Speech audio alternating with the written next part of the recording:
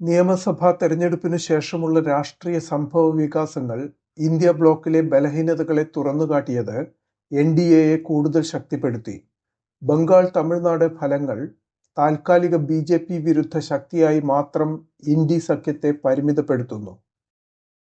വർഷങ്ങളായി ബംഗാളിനെ ബിജെപി വിരുദ്ധ ശക്തികേന്ദ്രമായും പ്രതിപക്ഷ ഐക്യത്തിന്റെ മാതൃകയായും ഉയർത്തിക്കാട്ടിയിരുന്ന നരേറ്റീവ് ഒറ്റ രാത്രി കൊണ്ട് തകർന്നിരിക്കുന്നു.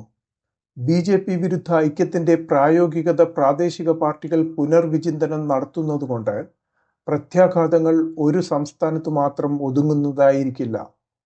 ഏകീകൃത പ്രത്യയശാസ്ത്ര സഖ്യമല്ലാതെ PM മോദി വിരുദ്ധ ക്രമീകരണമായതുകൊണ്ട് തെരഞ്ഞെടുപ്പ് തോൽവികൾ ആന്തരിക വൈരുദ്ധ്യങ്ങൾ തുറന്നുകാട്ടി. കോൺഗ്രസ് TVKയെ പിന്തുണച്ചത് പ്രാദേശിക സഖ്യകക്ഷികളുടെ വിശ്വാസത്തെ ദുർബലപ്പെടുത്തി.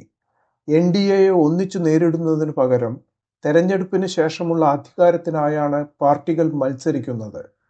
നേരിട്ടുള്ള വികാസത്തേക്കാൾ കൂടുതൽ നേട്ടം BJPക്ക് ലഭിക്കുന്നത് പ്രതിപക്ഷ അനൈക്യത്തിൽ നിന്നാണ്. സ്ഥിരത, അച്ചടക്കം, കേഡർ സംവിധാനം, ശക്തമായ കേന്ദ്ര നേതൃത്വ ഘടന എന്നിവയുള്ള ദേശീയ പാർട്ടിയായി BJP മാറിയിരിക്കുന്നു.